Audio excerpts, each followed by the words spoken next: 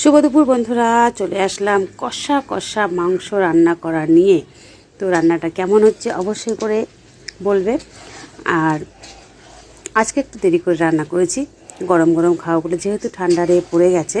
তো দুপুরের দিকটাও গরম গরম খেতে খুব ভালো লাগবে, তো সেই জন্য ভিডিওটা এখনই করলাম। কেমন হয়েছে অবশ্যই করে জানাবে। আর বুঝতে তো পারছো, মাংস মানে সেই টেস্টি। আর আজকে মাংসটা কিন্তু আমি আলু দিয়েছি। আর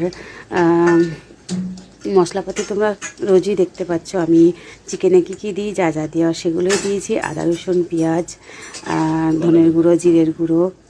তো আর আজকে কিন্তু বেশি জল দেবো না, কষা কষা বেশ গরম গরম ভাতের সাথে জাস্ট ফাটাফাটি। তোমরা কি কি খেতে চাও চলে আসো তাড়াতাড়ি আর ঝটপট। একে অপরের পাশে থেকো আর লাইক কমেন্ট শেয়ার করে দিও। ধন্যবাদ সবাইকে।